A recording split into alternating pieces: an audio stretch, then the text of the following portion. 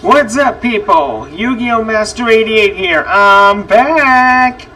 And basically, for the first time since the holidays, I am back bringing you awesome content again. If you all enjoy these videos just as much as I did, then smash that like button and subscribe to my channel. Thank you. Now, without further ado, let's get started, shall we?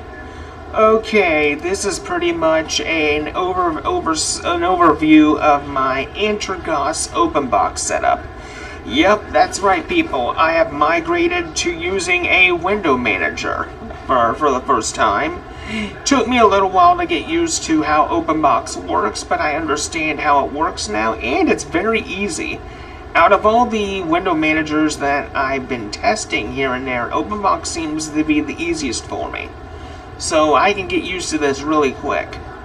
But anyway, let's get started, shall we? First up, we have my little plank dock over here. And just your average assortment of programs. Pale Moon browser. This is what I'm using in place of Firefox, because Pale Moon, I like that one. I got PCman FM.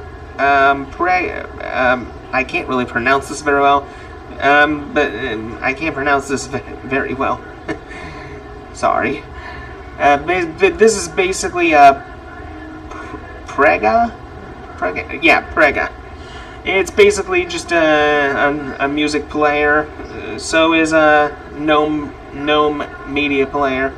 I got those two, but I may be opting both of those out for most likely Banshee.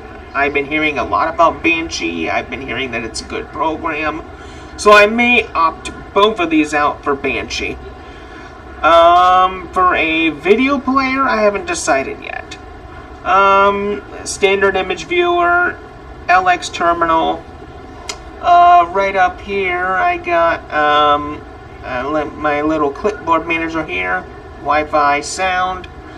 This little guy here is the Octopi, the Octopi store. It's basically Arch's equivalent to the Synaptic Package Manager. They both do pretty much the same thing. I do have it, also I have, as you can see here, OBS. Another thing that I have here, let me open up the terminal and go through all of this, because there's a certain program that I put in here for a specific purpose. I just gotta find it.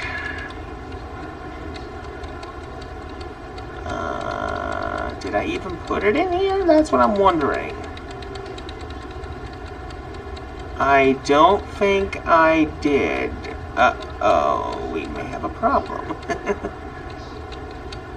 Wait a minute. Let me just back everything up here. There's a specific program that I wanted to show you guys, but I gotta make sure I have it still, because it's been a little while since I've pretty much did anything with Openbox, so I just gotta make sure that I have the program. If I can find it. There it is! Right here. This is Peak AUR. This is basically pretty much a little helper for Pac-Man to get me AUR applications. But that's not what I'm using it for. Basically, AUR is here to pretty much keep my existing AUR applications running. I still get AUR applications the Arch way. I just go onto the AUR website, get everything, and just compile and make the package myself. I still do that. But this little guy is going to be my little AUR updater. This way I can keep my AUR apps nice and fresh. So basically, that's pretty much what Peak AUR is meant for in my case. A few other things I have. This is my modified Openbox menu, compliments of a menu maker. Basically, I have pretty much 4 workspaces at the most. I also have, the Mate calculator. Really nice, fast calculator. I like the Mate calculator. Got the GNOME Disk Manager. Let's see, in systems, there's Octopi, Tent 2, which is right up here, Conky, which is right over here, HTOP. Let me go into HTOP and I'll tell you guys how much this is. This thing is currently running at 789 megabytes out of 676 gigs, which is really good, blazing fast. For my shells, I got PCMan FM, LX Terminal, and Xterm. Those are my 3 main areas. I got Chromium, Discord, Pale Moon. I'm planning to take Transmission out very soon in place of something else. Don't know yet. I got Pulsario, Ulsa, GUVC View. Basically, pretty much all the tools I need to get this thing off the ground. It's still got a bit to go, but it's getting close to a perfected build. I also got Genie, one of my favorite text editor of all time. I love Genie. Very nice text editor. It's very easy to use.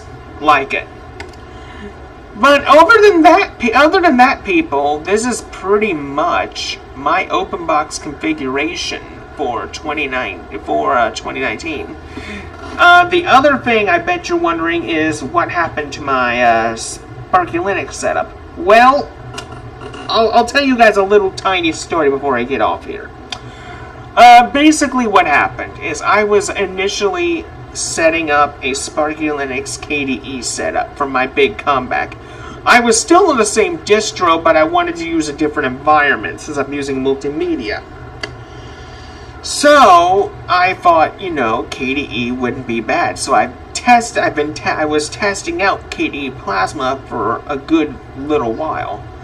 Unfortunately, the KDE login manager had a bit of a bug in it, and no matter what I did, I could not fix it. So I thought, you know, I think it's time for me to move on to better, greener pastures. So I just thought, you know, time to use something that I've never used before. And that's what led me to this Antergos Openbox. Because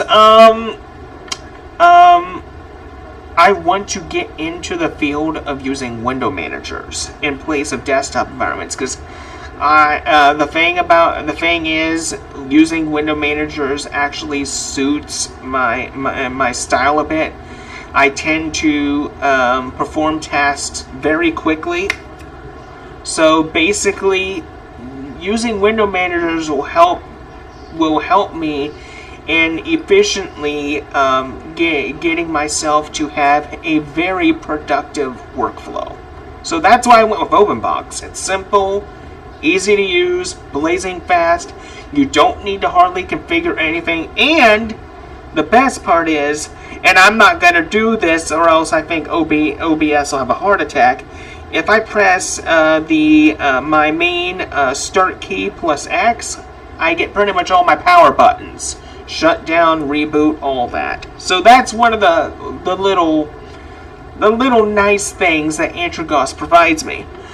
But other than that, yeah, I'm back. I'm here to give you guys awesome content, and this is the new setup you'll be seeing me use for a little bit.